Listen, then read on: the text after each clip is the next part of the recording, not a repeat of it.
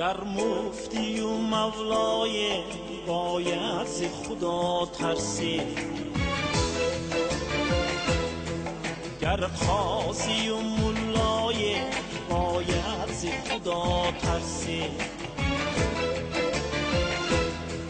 گر عاشق شیدایم یا به خود و رسوایم، گر عاقل دنیایم باید ز خدا ترسی،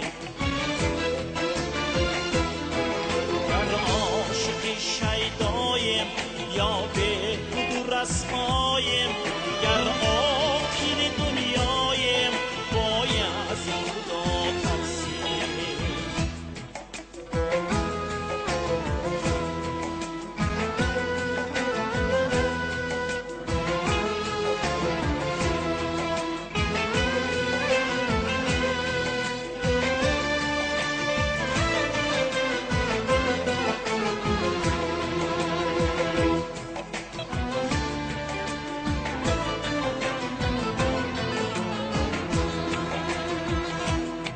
صد همدم و همراز است امروز به ما، اما در گرچ تنهایم باید ز خدا ترسی،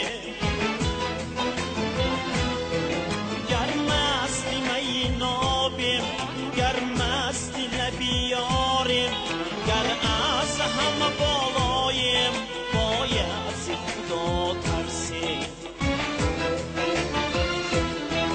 گر مست می نابیم گر مست لبیاریم، گر از همه بالایم باید ز خدا ترسی.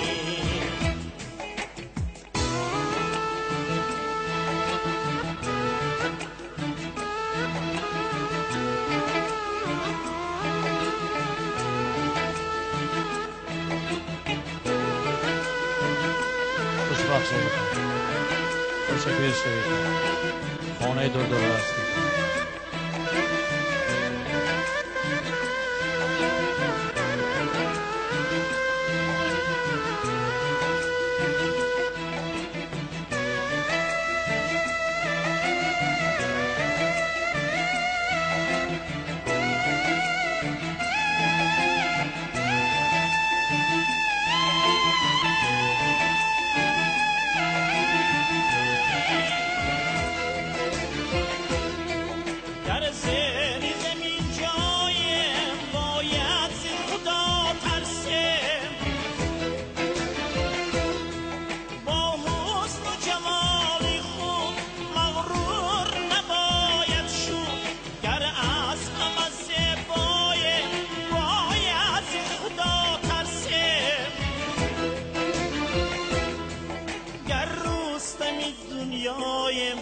دامنده فردایم هرچند توانایم باید ز خدا